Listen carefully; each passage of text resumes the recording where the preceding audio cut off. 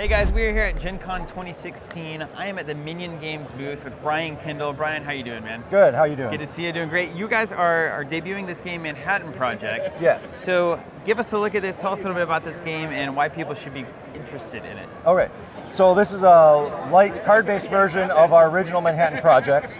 It's to simulate the tableau that you had. Everyone has a hand of 5 cards. Okay. It should look familiar to anyone who's played the original.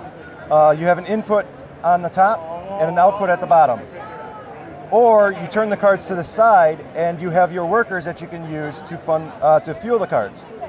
So you can use these 2 scientists, send them to the university to create 2 engineers, use those 2 engineers to create 3 yellow cake.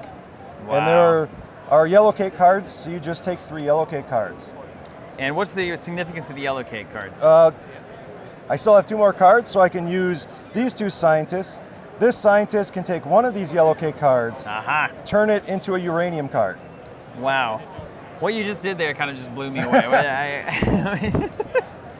Yeah, it's a little bit of a preset hand, but hopefully this is what you can do during the game. And so do we each have our own individual hands and we're building off of each other's stuff, or do I have my own track, basically? There's this common draw pile and common discard, but you have your own hand of cards, and you're generating to generate yellow cake and uranium.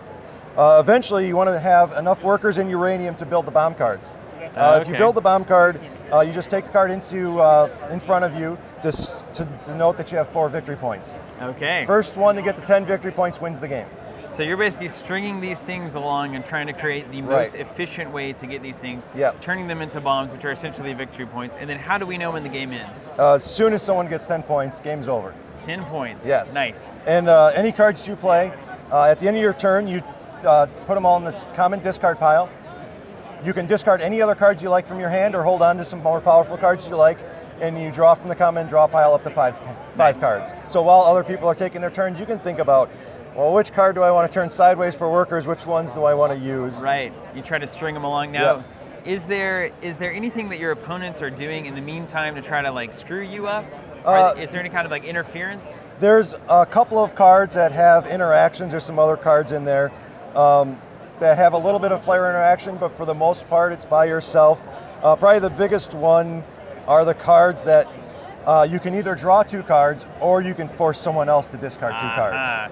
But outside of that, there are a couple of steel yellow cake, but there's not a lot of player interaction on this. And so this little symbol is like, I need some workers here to power this. So if I put a worker here, then I can either gain 2 cards or force my opponent to discard 2. Correct. Interesting. So what have people been saying about the game? What do you think is the greatest selling point of this thing? The greatest selling point is the length.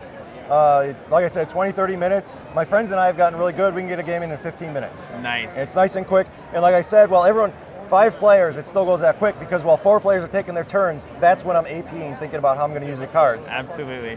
Looks super interesting, Brian. Thank you so much. That's All right, a great thank little you. overview. And we're actually going to take a look at Sun, Moon, and Stars as well. Sure. And catch us there, guys. We got plenty more coming from GenCon 2016.